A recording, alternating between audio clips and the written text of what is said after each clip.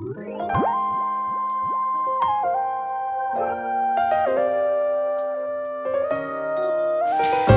hari ini masih melanjut series mengenai paradigm shift. Bagaimana kita berpikir dengan cara pandang Kristus. Belajar cara berpikir seperti Yesus, ya. Nah, di Yesaya 40 ayat 3, saya bahasa Indonesia gini, siapa yang dapat mengatur roh Tuhan atau memberi petunjuk kepadanya sebagai penasehat? Tetapi bahasa Inggrisnya dia bilang gini, who understand the mind of the Lord? Siapa yang bisa mengerti pikirannya Allah? Itu pada zaman Yesaya, pada zaman perjanjian lama.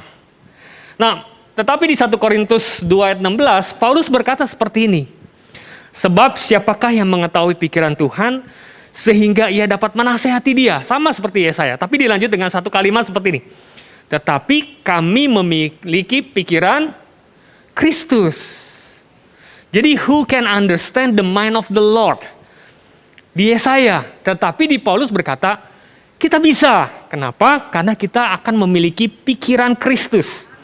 So, kalau pikiran Kristus ada dalam hidup kita, dan kita bisa understand pikiran Allah Bapa di surga, supaya kita mengerti apa yang Dia mau dalam hidup kita. Jadi, kalau kita bisa memiliki pikiran Kristus, maka cara pandang kita akan sama seperti Kristus, cara memandang. Bukan lagi cara kita memandang dengan cara kita, tetapi kalau kita mempunyai pikiran Kristus, kita akan memandang dengan caranya Tuhan memandang. At any condition di dalam hidup kita. Baik dalam kondisi masalah, dalam kondisi kita diberkati, dalam kondisi yang paling terpuruk sekalipun, maka pandangan kita, cara kita melihat, itu akan sama seperti Kristus melihat. Amin. Jadi, kalau kita punya pikiran Kristus, maka kita akan mengetahui pikiran Kristus, kita akan menjadi karakter Kristus, dan kita akan mempunyai pandangan yang sama, walaupun di tengah masalah dalam hidup kita. Ya, seperti apa hidup dalam paradigma Kristus? Ya, seperti apa hidup dalam paradigma? Saya akan ada 10 poin, 10 poin yang menurut saya very simple, dengan cepat sekali. 10 poin ini harusnya kita bisa lakukan, dan pasti bisa lakukan. Very simple, saya akan cepat sekali. Dan saya berharap Bapak Ibu lihat 10 poin ini adalah checkpoint yang menjadi poin-poin dalam hidup kita. Bagaimana, apakah kita dari 10 poin ini, apakah sudah sama dengan pikirannya Kristus? That's it. Kalau Bapak Ibu 10 poin ini sudah accomplish, sudah sama persis, maka percayalah Bapak Ibu pasti akan ada breakthrough dalam hidupmu hari ini. Amin. Oke, dengan cepat. Yang pertama, saya tahu persis siapa diri saya. Saya tahu persis. I know exactly. Saya tahu siapa diri saya. Sama. Kalau kita punya pikiran Kristus, maka kita tahu identitas diri kita dengan benar di hadapan Tuhan. Kita tidak bisa digoyah. Kenapa? Karena Yesus pun juga tahu persis. Yesus tidak ada masalah dengan identitas diri Dia. Kalau cara paradigma Kristus sama seperti waktu 2000 tahun yang lalu, maka dia bisa mengidentify dirinya. Aku adalah roti hidup, dia bilang. Aku adalah terang dunia. Dia mengatakan dirinya bahwa aku adalah gembala yang baik. Aku adalah kebangkitan dan hidup. Aku adalah jalan, kebenaran, dan hidup. Aku adalah pokok anggur yang benar. Aku adalah anak Allah, dan seterusnya, dan seterusnya. Jadi ini baru sebagian. Jadi kalau kita punya pikiran seperti Kristus, maka Kristus pun juga sama bahwa dia tidak punya masalah dengan identitas dirinya. Nah, kalau kita punya pikiran Kristus, maka kita mengenal siapa diri kita waktu kita diciptakan oleh Tuhan hari ini. Kenapa kita ada di muka bumi ini? Ya, yang jelas bahwa kalau kita mau mengetahui identitas diri kita dengan benar, maka kita harus bertanya kepada pencipta kita. iPhone yang paling tahu siapa? Apple. iPad yang paling tahu adalah Apple. Galaxy S22, 23 sekarang. Yang paling tahu adalah Samsung, karena dia pencipta. Nah, kalau kita mau tahu identitas diri kita yang benar, maka kita harus bertanya kepada Tuhan. Siapa aku? Kenapa aku ada di muka bumi ini? Nah, kalau kita punya identitas yang benar, sudah pasti yang pertama, kita tidak akan dimanipulasi oleh orang lain. Sebab kita punya value yang benar dan nilai yang benar di hadapan Tuhan. Kalau kita punya identitas yang benar, maka orang lain tidak bisa memanipulate kita. Tetapi kalau kita tidak punya identitas yang jelas, kabur identitas kita, atau kita tidak mengerti apa yang Tuhan mau dalam hidup kita, maka orang lain akan memanipulasi hidup kita dengan perkataannya dia. Hidup kita bukan ditentukan apa kata orang, tetapi apa kata Tuhan.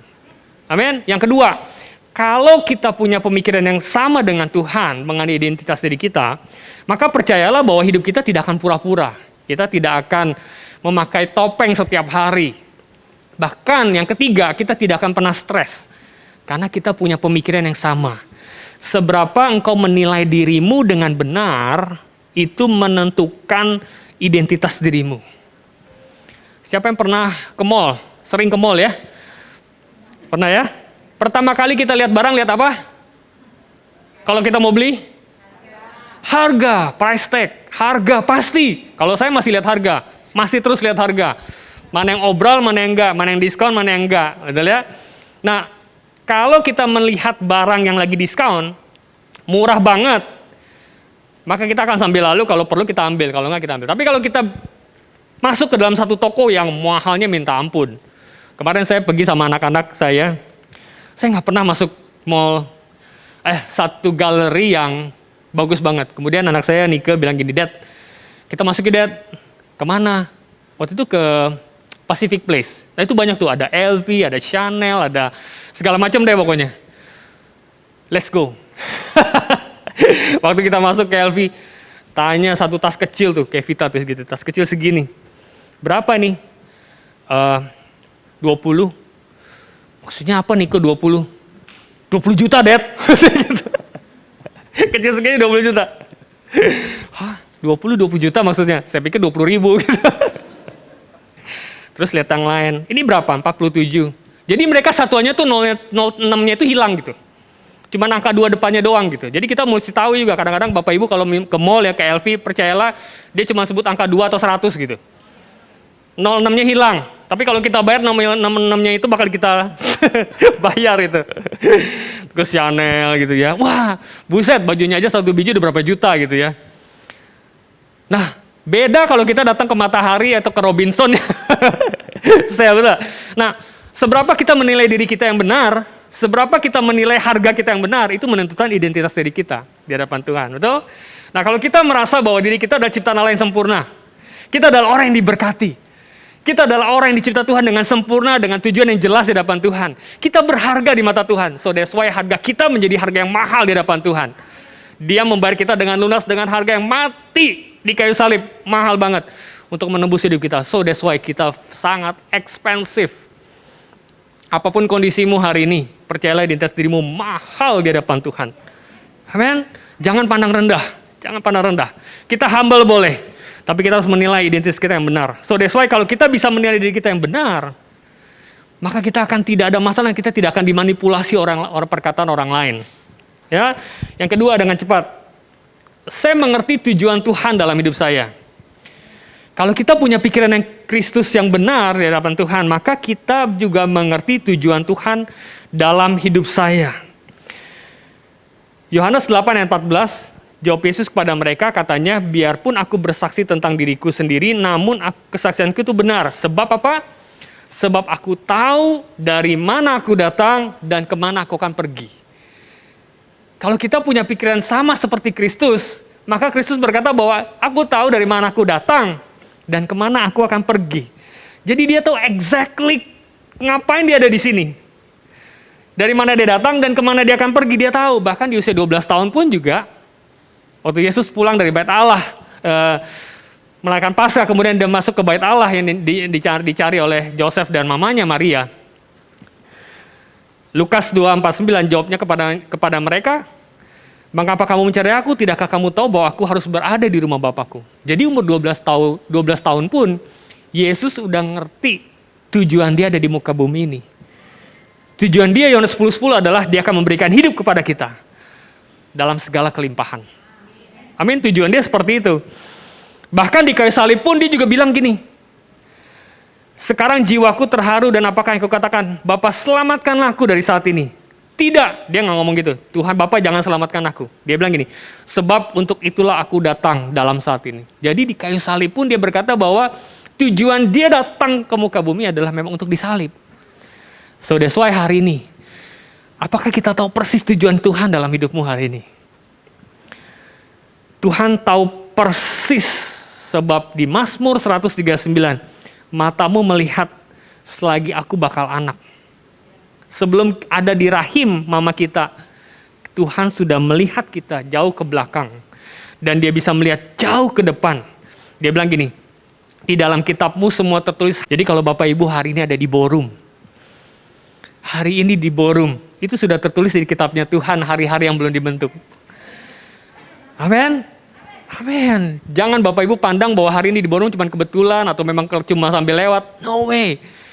Kalau Bapak Ibu ada di Borum hari ini dengan firman ini, kalau saya mempersiapkan hari ini, firman hari ini, memang sudah dicatat dalam kitabnya Tuhan hari-hari yang belum ada dalam hidup kita. Dan Tuhan sudah menentukan jalan kita hari ini. Amin. Oke, yang ketiga. Kalau kita punya pikiran Kristus, maka yang ketiga, saya sadar bahwa Tuhan selalu bersama dengan saya. Kita harus menyadari bahwa kita selalu ada Tuhan dalam hidup kita. Selalu kita terkoneksi dengan Tuhan. Sama seperti Yesus pada waktu dia hidup. Dia selalu terkoneksi dengan Bapa di surga. Seberapapun dia sibuknya, selalu dia terkoneksi dengan Bapa di surga. Yohanes 6 ayat 32 bilang gini, lihat saatnya datang bahwa sudah datang bahwa aku dicerai-beraikan masing-masing ke tempatnya sendiri dan kamu meninggalkan aku seorang diri. Namun aku tidak seorang diri. Sebab apa? Sebab Bapa menyertai aku. Dia tahu di tengah-tengah yang paling pressure, yang paling berat, tekanan paling berat, Bapaknya menyertai dia. Dan dia tahu persis bahwa Bapaknya backup hidupnya dia. Kalau kita punya pikiran Kristus dan paradigma Kristus, maka kita harus aware juga dan menyadari bahwa ada Yesus, ada Roh Kudus yang menemani hidup kita di tengah-tengah kita ditinggal oleh orang. Di tengah-tengah kesepian kita, percayalah bahwa Yesus selalu backup hidup kita. Amin. Lukas 5 ayat 16. Akan tetapi ia mengundurkan diri ke tempat yang sunyi dan berdoa. Bagaimana dia bisa terkoneksi dengan Tuhan? Bagaimana dia menyadari bahwa Yesus, Bapa di surga, selalu hadir dalam hidupnya? Bagaimana caranya? Dia mengundurkan diri ke tempat sunyi dan berdoa. Nah, kalau kita mau yakinkan diri kita bahwa Bapa tidak pernah jauh dalam hidup kita. Yakinkan Bapak Ibu bahwa Bapak Ibu berdoa setiap hari. Buat Tuhan berdoa setiap hari adalah habit, kebiasaan setiap hari. Kalau Tuhan Yesus saja setiap hari berdoa kepada Bapa di surga, mengundurkan diri ke tempat yang sunyi dan berdoa, apalagi kita sebagai manusia. Kalau Tuhan aja perlu Tuhan Bapa di surga, setiap hari terkoneksi. Bagaimana dengan kita hari ini? Saya rasa kita jauh lebih perlu daripada Yesus. Amen.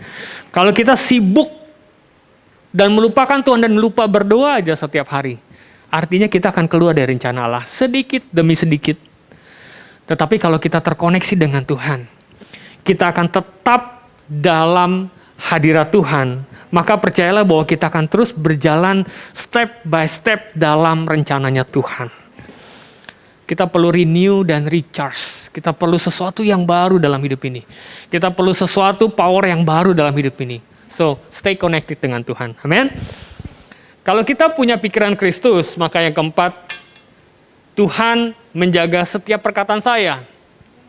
Tuhan menjaga setiap perkataan saya. Karena kenapa? Karena Yesus, waktu dia hidup, Yohanes 12 ayat 49, sebab aku berkata-kata bukan dari diriku sendiri, tapi dari mana? Tapi Bapa yang mengutus aku. Dialah yang memerintahkan aku untuk apa? Mengatakan apa yang harus kukatakan, dan aku sampaikan. Kalau kita punya pikiran seperti Kristus, maka apa yang kita sampaikan dan kita katakan, itu pasti berasal daripada Tuhan. Amin. Bapak Ibu mesti cek. Kalau Bapak Ibu berkata-kata sesuatu yang negatif terus setiap hari, komplain setiap hari, berkata sia-sia setiap hari, bersungut-sungut setiap hari, apakah Bapak Ibu yakin ada pikiran Kristus dalam hidupmu? Kalau kita ada dalam pikiran sama seperti pikiran Kristus, maka perkataanmu beda. Beda banget. Sebab waktu kita terkoneksi dengan Tuhan dan kita berdoa sama Tuhan, dan kita baca firman Tuhan, percayalah bahwa hidupmu akan dipenuhi dengan hadirat Tuhan dan firman Tuhan. Kalau kita dipenuhi dengan firman Tuhan, ada damai sejahtera turun dalam hidup kita. At any condition, dalam situasi yang paling sukar, paling sulit, paling sakit dalam hidup ini pun juga, damai itu akan turun dalam hidup kita dan sukacita akan membual-bual dalam hidup kita. So that's why perkataan kita, pasti perkataan yang membangun, perkataan yang positif, perkataan yang akan membangkitkan orang lain, perkataan yang akan memotivasi orang lain, perkataan yang akan menyenangkan orang lain. Amin, pasti. Karena itu kita hidup berdasarkan pikiran Kristus. Amin. Dengan cepat. Yang kelima, kalau kita punya pikiran seperti Kristus, maka hidup saya tidak dikontrol oleh orang lain. Hidup saya tidak dikontrol oleh orang lain. Amin. Kenapa? Karena hidup kita harus dikontrol oleh Tuhan. Kalau kita punya pikiran seperti Kristus, maka kita tidak perlu khawatir untuk selalu menyenangkan orang lain. Tetapi sebaliknya kita selalu yang terpenting adalah menyenangkan hati Bapa, hati Tuhan. Yesus pun juga sama, waktu dia hidup. Banyak orang suka, tetapi ada banyak orang juga nggak suka. Buat dia, yang terpenting adalah menyenangkan hati Bapa di surga. Dia nggak peduli dengan orang lain yang nggak suka. Sama. Kalau kita terkoneksi dengan Tuhan, terhubung dengan Tuhan, hidup kita dipenuhi dengan firman Tuhan, pemikiran kita dipenuhi dengan firman Tuhan. Buat kita yang terpenting adalah bagaimana kita menyenangkan hati Tuhan. Nah, kalau Tuhan aja disenangin dalam apa yang kita lakukan, percayalah Bapak Ibu juga akan diakui oleh orang lain. Kita akan berdiri di hadapan raja-raja.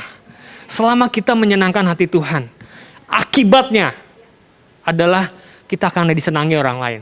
Apakah 100% semua orang akan menyenangi kita? Enggak. Tetapi ada orang yang care dengan ini, ada orang yang peduli, ada orang yang merasa bahwa, kok dia nggak suka sama gue ya, gue salah apa ya? Kenapa ya gue seperti ini? Wah, kalau gitu gue pasti ada salah nih. No, jangan. Kalau engkau seperti itu, maka judulnya adalah hidup kita akan dikontrol oleh Tuhan, oleh orang lain. Jangan berharap 100% semua orang menyenangkan kita, atau kita bisa menyenangkan orang lain. Buat kita adalah yang penting, kita mau menyenangkan Tuhan. Amen. Bukan apa yang dipikirkan oleh orang, tetapi apa yang dipikirkan oleh Tuhan yang ada dalam hidup kita, itu yang terpenting dalam hidup ini. Yohanes 5 ayat 30, aku tidak dapat berbuat apa-apa dari diriku sendiri. Aku menghakimi sesuai dengan apa yang aku dengar, dan penghakimanku adil, sebab aku tidak menuruti kehendakku sendiri. Melainkan apa? Kehendak Dia yang apa? Yang mengutus aku.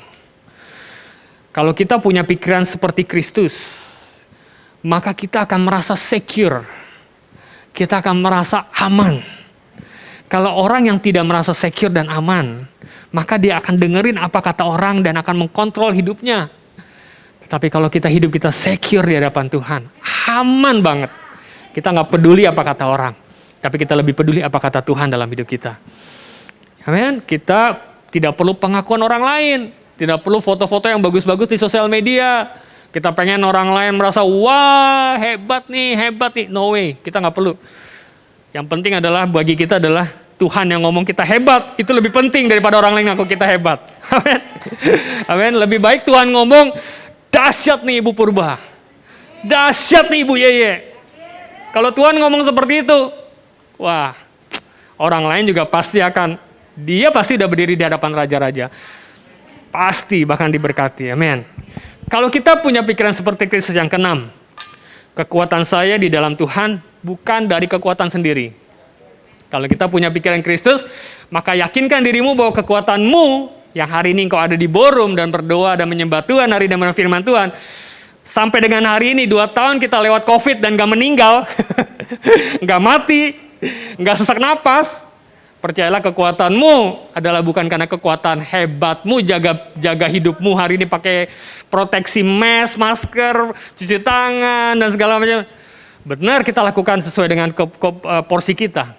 Tapi percayalah karena Tuhan yang backup hidup kita. Karena sorga yang backup hidup kita. Sehingga kita bisa hari ini ada. 2 tahun kita lewatin COVID. Kita masih ada hari ini. Ya, Yohanes 5 ayat 19. Maka Yesus menjawab mereka katanya, aku berkata kepadamu sesungguhnya anak tidak dapat apa? Mengerjakan sesuatu dari dirinya sendiri. Yesus pun ngomong bahwa aku tidak bisa kerjain diriku sendiri. Bukan karena kekuatannya dia. Jikalau tidak, ia melihat Bapa mengerjakannya, sebab apa yang dikerjakan Bapa, itu juga yang dikerjakan oleh Yesus. Jadi Yesus pun juga mengerjakan apa yang Tuhan perintahkan. Yesus sangat tergantung sama Bapanya di surga. Kalau Yesus saja bergantung hidupnya kepada Tuhan, Bapa di surga, dengan kekuatan dari Tuhan, apalagi kita sebagai manusia. Kenapa, pertanyaan gini, kenapa ada orang lelah? Bukan capek badan ya. Kenapa ada orang lelah hidup ini? Siapa yang bisa jawab? Hah? Karena mengandalkan diri sendiri. That's it. Kalau kita lelah, gue capek pikiran gue. Ya kan gitu pulang. Kadang-kadang kan, gue udah lelah. Capek deh. Kenapa?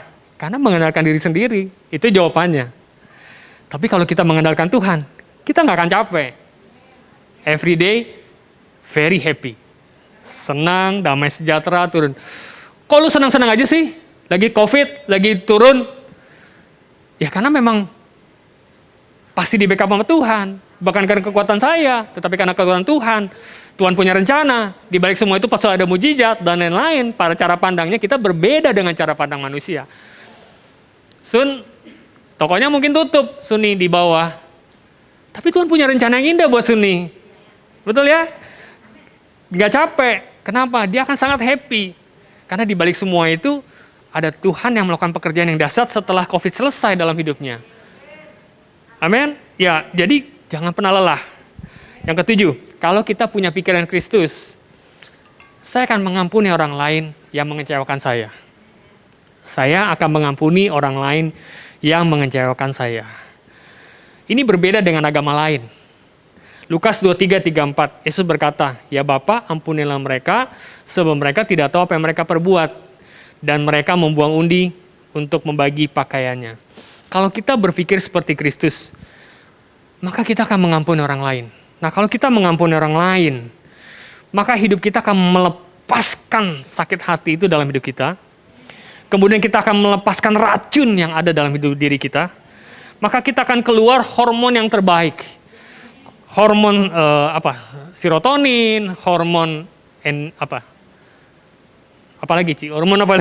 hormon-hormon yang baik akan keluar. Tetapi kalau kita kecewa, sakit hati, kita tidak bisa mengampuni, maka hormon-hormon yang jahat itu akan hadir dalam hidup kita. Sehingga selalu akan terjadi disorder untuk hormon-hormonnya kita. Akan jadi berantakan, tubuh kita juga akan jadi berantakan. Jadi kalau kita mau sehat, ya kita harus mengampuni orang lain. Amin, yang mengecewakan hidup kita. Matius 5:44. Tapi aku berkata kepadamu, kasihilah musuhmu dan berdoalah bagi mereka yang menganiaya kamu. Yesus pun juga sama. Dia mengampuni orang lain sampai dengan hari ini. Sampai dengan hari ini. Yesus tetap mengampuni kita kalau kita bersalah. Apapun kesalahanmu selama kita bertobat, maka Tuhan pasti akan ampuni hidup kita. Ya, itu cara pandang Kristus, kita akan menjadi sehat. Yang ke-8 dengan cepat. Kalau kita punya cara berpikir seperti Yesus, maka saya mau melayani orang lain. Pasti. Saya akan melayani orang lain. Yohanes 10 ayat 14-15, akulah gembala yang baik, dan aku mengenal domba-dombaku, dan domba-dombaku mengenal aku. Sama seperti Bapa mengenal aku, dan aku mengenal Bapa, dan aku memberikan nyawaku bagi domba-dombaku. Kalau kita punya pikiran seperti Kristus, maka kita pun juga mau berkorban dan mau melayani orang lain. Markus 10 ayat 45, karena anak manusia juga datang bukan untuk dilayani, melainkan untuk melayani dan memberikan nyawanya bagi tebusan bagi banyak orang. So, pemikiran Kristus adalah gini, to serve and to give. To serve and to give. So that's why kalau kita hari ini melayani Bapak Ibu, teman-teman datang lebih pagi, dan mereka melakukan banyak hal untuk membangun kita. Mereka melayani kenapa? Karena mereka punya pikiran seperti Kristus. So that's why nggak heran kalau orang yang melayani Tuhan, bukan cuma di sini ya, baik di rumah ya, untuk anak-anak kita, untuk suami, dan kita melayani mereka, di pekerjaan mereka, disebut sekarang servant leadership. Power is only for service, tau ya? Pernah dengar itu? Kekuatan itu sebenarnya bukan untuk memanipulasi orang lain. Kekuatan itu waktu kita dipromosi, maka power yang kita miliki itu bukan untuk menekan orang lain atau memanipulasi orang lain. Tetapi power dalam hidup kita, kalau kita dipromosi oleh Tuhan, adalah untuk service orang lain. To serve and to give. Hidup kita hanya to serve and to give. Kalau kita bisa to be given, diberikan sesuatu, itu hanya efek daripada kita serve and give. Betul ya? Hitungan dalam kerjaan, Bapak Ibu kalau mau sukses, jangan hitung-hitungan kerjaan. Gue digaji, gue cuma punya job desk segini. No way. Kalau dia kasih 10 job desk, kerjain 20. To serve and to give. Seberapa cepat kita lakukan yang terbaik dalam melayani orang lain, itu akan membuat hidupmu akan dipromosi oleh Tuhan lebih cepat. Ya. Seberapa cepat engkau melayani customermu, seberapa hebatnya kamu melayani customermu, seberapa engkau bisa berkorban untuk customermu, semakin cepat bisnismu akan dipromosi oleh Tuhan. Pasti, pasti. So that's why hidup ini di Amsal 11 ayat 25, siapa yang memberi berkat akan diberi kelimpahan. Ini janji Tuhan. Siapa yang memberi minum, ia sendiri akan diberi minum. Refresh the refresher. Jadi selama kita bisa refresh orang lain, selama kita bisa memberkati orang lain, maka percayalah bahwa kita akan diberkati oleh Tuhan dengan caranya yang ajaib. So that's why kalau kita mau diberkati, berkati orang lain dulu. To serve and to give, then we will be given. Dan kita akan menerima sesuatu yang terbaik dari Tuhan. Yohanes 3 ayat 16, karena begitu besar kasih Allah ke dunia ini, sehingga ia telah mengaruniakan anaknya tunggal, supaya setiap orang yang percaya kepadanya tidak binasa, melainkan beroleh hidup yang kekal. Karena kasih Allah yang besar, to love, sehingga ia mengaruniakan anak yang tunggal untuk dikorbankan, to give and to sacrifice. Love sama dengan give, sama dengan sacrifice. If you love somebody, kalau engkau mengasihi istrimu dan suamimu, maka engkau pasti akan memberi dan akan berkorban untuk dia. Kalau engkau mengasihi customermu, maka engkau akan memberi dan berkorban untuk dia. Kalau engkau mengasihi jemaatmu hari ini, maka engkau akan memberi dan akan berkorban untuk dia. Yohanes 1, 3, 16, demikianlah ketika kita ketahui bahwa kasih Kristus, ia telah menyerahkan nyawanya to give and to sacrifice. Jadi kita pun wajib untuk menyerahkan nyawa kita untuk saudara-saudara kita. Amin. Kalau kita punya pikiran seperti Kristus, maka kita pasti akan melayani orang lain. Dimanapun kita berada. Di pekerjaan kita, di rumah, dimanapun. Pasti hidup kita hanya untuk melayani orang lain. Next. Kalau kita punya pikiran Kristus, maka saya akan melakukan kehendak Tuhan, bukan kehendak sendiri. Yohanes 6 ayat 38, sebab aku telah turun dari surga, bukan untuk melakukan kehendakku, tetapi untuk apa? Melakukan kehendak Dia yang mengutus aku. Yohanes 14 ayat 31, tetapi supaya dunia tahu bahwa aku mengasihi Bapa dan bahwa aku melakukan segala sesuatu seperti yang diperintahkan Bapa kepadaku. Jadi Yesus berkata gini, aku melakukan seperti yang Bapa perintahkan kepadaku, supaya dunia tahu. Nah, kalau kalau teman-temanmu mau melihat Yesus ada dalam hidupmu, maka lakukan kehendak Bapa. Kalau orang lain di sekitar kita mau melihat karakter Yesus ada dalam hidup kita, lakukan kehendak Bapa. Obedience is evidence of love. Kalau kita mengasihi Tuhan, maka sudah pasti kita akan menjadi orang yang taat di hadapan Tuhan. Itu adalah bukti. Ketaatan adalah bukti di mana kita mengasihi Dia. Tapi pertanyaan gini, Om, kalau disuruhnya yang berat gimana, yang susah, yang impossible? Gimana jawabannya? Gampang ngomong. Tapi kalau disuruh yang berat gimana nih? Gak ada pilihan. Gak ada pilihan, sayangnya tidak ada pilihan, tidak ada alternatif lain. Lakukan. Kalau kita mau menyenangkan hati Tuhan, lakukan kehendak Bapa.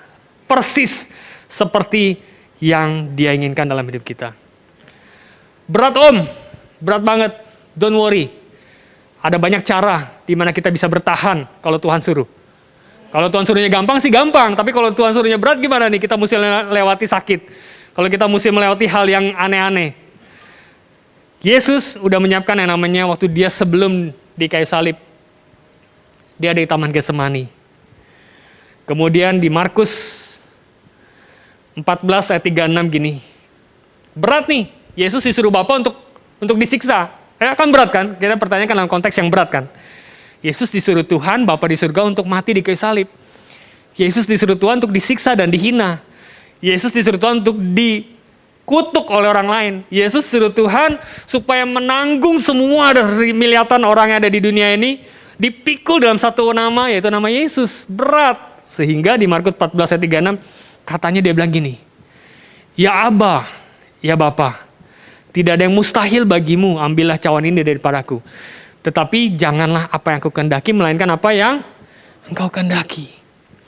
Jadi saya mau kasih tahu ada doa Getsemani. Kalau Bapak Ibu dalam kondisi yang berat, lakukan ini. Doa Getsemani. Pertama adalah faith, iman.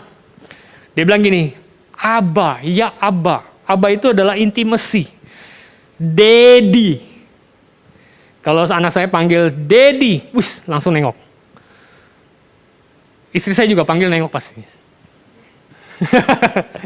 Daddy, Papa, Papi, intim nggak? Intim banget, intim banget. Jadi panggil Tuhan itu jangan Tuhan yang di surga, no. Abba, Papa, Daddy. Ayat pertama, tidak ada yang mustahil bagimu. Yang pertama adalah faith, iman. Perkatakan bahwa tidak ada yang mustahil bagimu. Kalau kita dalam kondisi yang paling berat hari ini, sakit yang mungkin kita sakit yang tidak tertolong mungkin, atau dalam kondisi masalah hutang misalnya, atau dalam kondisi apapun, doa Getsemani. Punya iman, intim dengan Tuhan, bilang tidak ada yang mustahil bagi Tuhan. Amin. Yang kedua, asking atau mohon kepada Tuhan. Dia bilang gini, ambillah cawan ini daripadaku. Tuhan, ambil cawan ini. Tuhan, aku perlu mukjizat hari ini. Tuhan, aku udah gak kuat. Aku tahu pasti Engkau sanggup untuk melakukannya perkara yang hebat dan mustahil dalam hidupku. Tetapi kalau bisa Tuhan, ambil cawan ini daripadaku. Ambil sakitku. Ambil kelemahan tubuhku. Lepaskan aku dari keterikatan ini. Asking, yang ketiga, surrender. Berserah kepada Tuhan. Janganlah apa yang aku kehendaki, melainkan apa yang Kau kehendaki. Not mine will be done, but yours be done. Biarkan Tuhan yang melakukan perkara yang hebat. Bukan kehendak kita, tetapi biar kehendak Tuhan yang jadi dalam hidup kita. Buat kita adalah faith, iman, dan berdoa sama Tuhan. Dan berserah sama Tuhan. Percayalah mujizat akan terjadi dalam hidup kita. Ya, Filipi 2 ayat 8-9, dan dalam keadaan sebagai manusia telah merendahkan dirinya dan taat sampai mati, sampai dimati di kayu salib. Itulah sebabnya Allah meninggikan dia dan mengaruniakan kepadanya nama di atas segala nama. Kalau Bapak Ibu taat, obedience is the evidence of love. Kalau kita mengasihi Tuhan dan kita taat sama Tuhan, walaupun sulit banget hidup ini, walaupun sulit banget, sukar banget, tapi kalau kita mau taat dan terus berjalan dan tetap mengandalkan Tuhan, maka reward dari surga, Tuhan akan meninggikan kita dan akan dipromosi oleh Tuhan. Melewati semua masalah dalam hidup ini, kita akan ketemu dengan satu yang namanya mukjizat. Di tengah mukjizat, maka kita akan bersyukur kepada Tuhan. Tuhan baik, Tuhan sangat baik dalam hidup ini. Yang terakhir, kalau kita punya pikiran seperti Kristus, maka kita akan berpikir mengenai kekekalan. Mengenai kekekalan, eternity. Apa yang kita akan alami pada waktu kita selesai dalam hidup ini. Kalau kita mempunyai perspektif kekekalan, maka kita akan sanggup menanggung rasa sakit hari ini. Bagaimana caranya kita bisa bertahan dari rasa sakit yang datang? Bagaimana caranya kita bertahan dari problem yang begitu besar yang terjadi dalam hidup kita? Ada dua hal. Yang pertama adalah kita melihat tujuan dari rasa sakit yang datang. Jadi kalau kita sakit, kita harus melihat bahwa Tuhan punya rencana yang indah. Tuhan punya cara, tujuan supaya kita iman kita bertambah. Tuhan membuat kita rasa sakit, sebab apa? Sebab pengharapan kita diharapkan hanya kepada Tuhan. Seperti sauh yang kuat yang dilabuhkan sampai ke belakang tabir. Tuhan pegang itu janjinya Tuhan. Tuhan pegang itu pengharapan kita. Tuhan pengen kalau kita punya masalah, kita mengandalkan Tuhan. Tuhan mau kalau kita punya masalah, tujuannya adalah bagaimana kita surrender, kita berserah hanya kepada Tuhan. Iman kita bertambah, itu tujuannya. So that's why kalau kita bisa mengerti tujuan kenapa masalah itu datang dalam hidup ini, maka kita akan bertahan. Yang kedua, ada reward ketika kita melewati rasa sakit itu. Kalau kita bisa melihat rewardnya, setelah kita melewati rasa sakit itu, setelah kita melewati masalah itu, ada sesuatu yang besar yang Tuhan janjikan dalam hidup ini, maka kita pasti akan bertahan. Bapak Ibu oke kalau kehilangan 100.000, tetapi di belakangnya setelah Bapak Ibu kehilangan 100.000, Bapak Ibu akan mendapatkan 100 juta. Oke, 100.000 hilang nggak apa-apa? Nggak nangis bener? Hah? Nggak nangis? Nggak sedih? Enggak. Kenapa? Karena ada 100 juta di belakangnya. Bener nggak? Yang akan kita dapatkan. Jadi kalau kita mau bertahan mengenai rasa sakit, masalah yang terjadi hari-hari ini, percayalah Tuhan punya maksud dan tujuan dari sakit itu, tetapi ada reward yang besar yang Tuhan akan berikan setelah kita melewati rasa sakit itu. Dan kita akan bertahan. Eternal rewards far from important than the temporary pleasure of them. Jadi, kekekalan itu jauh lebih penting daripada kesenangan yang ada di muka bumi ini. Ibrani 12 ayat 2, marilah kita melakukan dengan mata yang tertuju kepada Yesus, yang memimpin kita dalam iman, dan membawa kita iman itu kepada kesempurnaan, yang dengan mengabaikan kehinaan tekun memikul salib, ganti sukacita. Salib digantikan dengan sukacita. Hari ini engkau mungkin pikul salib, tapi engkau digantikan dengan sukacita yang disediakan oleh Dia, yang duduk di sebelah kanan tahta Allah. Sama, Yesus juga waktu Dia dalam kondisi seperti manusia, Dia punya tujuan, Dia harus disalib. Tujuan dari Tuhan, kehendak Tuhan adalah Dia harus disalib, Dia harus dihina, Dia menanggung semua dosa kita, dikayu salib dengan sakit banget. Tapi Dia tahu di balik semua itu ada reward dari surga. Dia akan duduk bersama dengan Tuhan di tahtanya, di sebelah kanan Allah Bapa. So I think kita harus berpikir lagi paradigma Yesus dalam hidup kita. Yang terakhir. Kalau dari 10 itu Bapak Ibu merasa bahwa yes, saya perlu berpikir seperti Yesus, maka kita harus bertobat, yang namanya disebut repentance, atau yang disebut dengan metanoia. Metanoia itu adalah dibagi dua, meta yaitu berubah atau berbalik, noia berpikir atau pikiran atau mindset. Jadi kalau repentance atau metanoia adalah berubah atau berbalik dari pikiran kita yang lama. Kalau kita mempunyai pikiran Kristus, artinya apa? Artinya kita repentance, kita bertobat dan berbalik dengan cara berpikir seperti Kristus. Hari ini, Bapak Ibu, ini slide terakhir saya. Kalau kita masih berpikir gelap, negatif, bertobat sama Tuhan. Metanoia, berbalik cara kita berpikir seperti cara berpikirnya Kristus. Maka kita akan menjadi berpikir yang terang dalam hidup ini. Kalau kita bisa bersalah, percayalah bahwa kalau kita berpikir seperti Kristus, maka kita akan memaafkan diri kita. Kita tahu persis siapa hidup kita di hadapan Tuhan. Kita mengerti tujuan Tuhan dalam hidup ini. Kita sadar bahwa selalu ada Tuhan menyertai hidup kita. Tuhan akan menjaga. Kalau kita dipenuhi oleh firman Tuhan, maka setiap perkataan kita pun Tuhan akan jagai. Tuhan akan kontrol hidup kita, bukan manusia yang mengkontrol hidup kita. Kekuatan kita berasal dari Tuhan, bukan kekuatan sendiri. Kalau kita punya pikiran Kristus, maka kita akan mengampuni orang lain yang mengecewakan kita. Dan kita kalau punya pikiran Kristus, maka kita akan mau berkorban, to serve, to give, and to sacrifice untuk orang lain. Dan kita akan melakukan kehendak Tuhan, bukan kehendak sendiri. Dan kita akan berpikir kekekalan dalam hidup ini. Dan kita akan dipulihkan. Selama kita punya paradigma seperti Yesus, maka hidup kita akan sukacita dan damai sejahtera Allah turun dalam hidup kita. Amin. Silakan Bapak Ibu bangkit berdiri, kita mau tutup dalam doa.